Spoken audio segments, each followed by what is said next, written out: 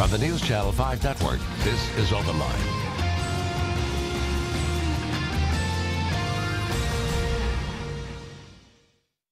All right, it's Monday night. Hi, everybody. Rhori Johnston sitting in the OpenLine chair tonight. We're pleased you have tuned us in here on News Channel 5 Plus because we have a very timely topic to talk about tonight. We want to welcome a couple of guests as we talk about the big news on Friday. Of course, you all heard that the Supreme Court ruled in favor of same-sex marriages, the constitutionality of that, all across the country in all 50 states. Of course, you've seen the news coverage.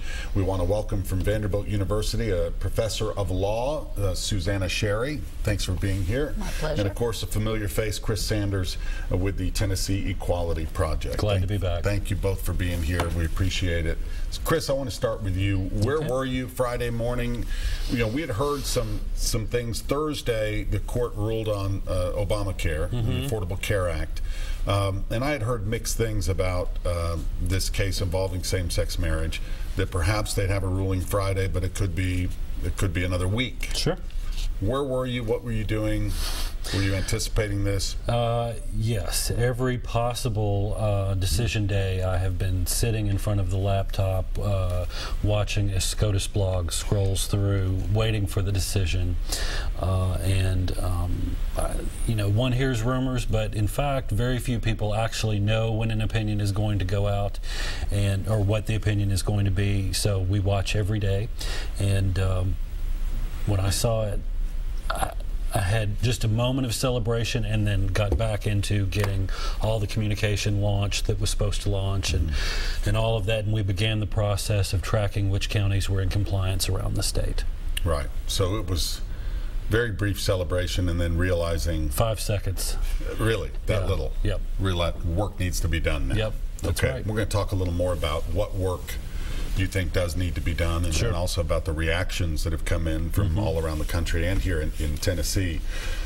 How do you use these Supreme Court rulings to teach your students? I know I heard when we came in that you've been looking over these. It's a busy time, obviously, when the court issues its rulings. How do you do that maybe in the fall when kids come back for classes? The first thing we do is cut them down. We edit them so that they're not 100 and some odd pages, and give them the meat of it. And then the way we train lawyers is they actually read the decision and they have to figure out what it means. And then when they come into class, we talk about what it means. You have a good, healthy debate and discussion. We have a good debate. Just like on the court, I'm sure that people may interpret these decisions and interpret how they've come to the conclusions differently, right? They do. Some students will agree with the dissent, some will agree with the majority, and then the key questions that we ask them are what happens next? Right. What if somebody makes this argument or that argument? And they have to be able to use what the court has done to figure out what they can argue next. Right. A lot of these decisions, including this case, 5-4. I mean, right down the middle with that, maybe that swing vote, which usually I believe is Justice Kennedy. Often can be the swing vote. Are you surprised by this? I mean, I think just today there was a case about executions. It was 5-4. And it was 5-4, and this one was pretty heated. I mean, some of the language used toward one another with the majority and the dissent was pretty strong language. That was true in the same-sex marriage cases as well. The dissents in both of those cases were very upset and thought what the court was doing was wrong and illegitimate. And the majority thought otherwise in both of these cases, and they went different ways. Right. Absolutely. 737 plus, everybody. No doubt you probably have an opinion on the same-sex marriage ruling. We'd like you to share your opinion, but just remember we want to be respectful when we share our opinions, whichever way it may be. But we do want to hear from you, so give us a call at 737 plus as we continue here. All right, Chris, as you started to plan, how can you anticipate reaction? I mean, for the most part, I saw a lot of, especially on social media, a lot of positive reaction. You know, we saw the hashtag love wins. Yep. But obviously there are people who are upset by this. Sure. What do you say to them? Well, our first concern was to make sure the ruling was implemented in Tennessee. I mean, we were dealing with some of those negative reactions, certainly. We want to communicate in a way that says clearly but firmly, yes, we're going to implement this in Tennessee. We never want to communicate in a way that shuts down free speech, free exercise of religion, any of the basic freedoms that Americans have always considered so important.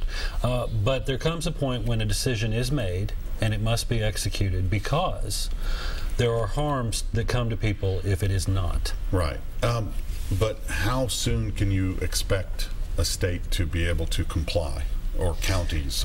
In the case of Tennessee, I am pleased to say it was almost immediate.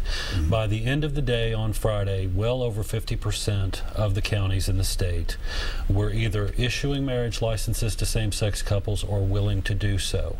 As of this afternoon, more than 90% of counties in the state are in compliance, and many state agencies as well. Now, we received notice, I think, in the newsroom on Friday from, I think it was Wayne County, telling us that they would not issue, the county clerk would not issue marriage licenses for anyone anymore, that they were not required to. And let me hold you up a second. Changed? What they said was they will not perform marriage ceremonies. Okay. And that is an optional duty in the statute for the clerk. They are issuing marriage licenses, though, and they are doing so on an equal basis. Right, gotcha. Thank you for clarifying that again. Did you expect that, though, that some... Yes. In Rutherford County, over a month ago, they had already decided they would not do marriage ceremonies anymore, and there are a number of counties in Upper East Tennessee that had already decided that as well.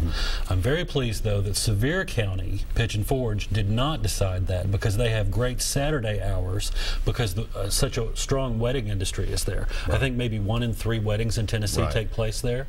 So there we go. How long does it take, generally, this process? Let's say in this particular case, how long did it take the court from argument to their opinion? And do the justices actually write these themselves, or do they have a team of people helping them? How does it work? Well, it took them, the oral argument was, I believe, in was it April? April, March or April. It was quite late in the term, but they knew they had to get it out by today. Today is the last day of the term. They finished up, so they had to get it out. They release them whenever they're ready, and they try to finish them as quickly as possible, but there was a lot in here, and there were a lot of dissents, a lot of separate opinions. In terms of writing, they all have clerks. Each of the justices has 4 law clerks. These are recent law school graduates. They've usually clerked for another judge, for a lower court judge beforehand. Some of them have even been in practice for a year or 2, but they're usually in their late 20s or so, and they help the justices, and they do whatever it is the justices need them to do. And for some of them, that does include writing first drafts. Now, I can't tell you who wrote the first draft of any of these particular opinions. I can tell you that I can definitely see Kennedy's language in his opinion. I can see Justice Scalia's language in his opinion. So I know that whoever wrote those first drafts, the justices put a lot into it too. What do you tell your students? Why is there such a difference of opinion on the nation's highest court on how they interpret, which their basic job is interpret the law, right? Interpret the Constitution. What did our founders mean when, and how do we apply this to the founding principles of our country? So why is there such diversity? Why is there such difference of it? Well, first of all, the Constitution is a very abstractly written document. The 2 clauses that were at issue here, one of them guarantees says that nobody can be denied the equal protection of the laws. What does that mean exactly? The other clause says nobody can be denied denied liberty without due process of law. Again, very abstract, very hard to interpret. And the cases that get to the Supreme Court are the cases that are the most difficult. If the cases were easy, the lower courts would all get them right, and there would be no reason. We would not need the Supreme Court. So you have to remember, they only hear about 75 cases a year out of thousands, tens of thousands that they've been asked to hear. And then there are all the cases that they don't even get asked because the parties just say, okay, fine, we'll live with what the lower courts have done. So we've got the very hardest cases about the most difficult language, that most of which was written 200 and some odd years ago, or 100 and some odd years ago in the case of the 14th Amendment.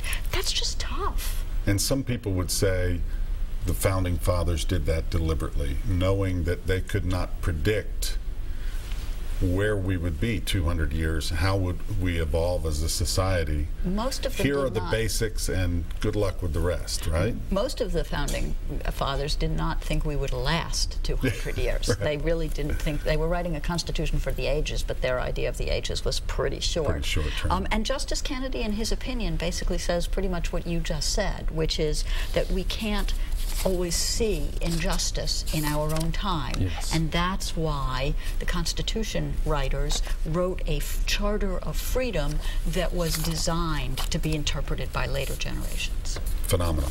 All right, very interesting stuff. We've got a couple of callers on hold. We will get to you after we take our first break, everybody. Open Line will roll on in just a moment. Stay with us.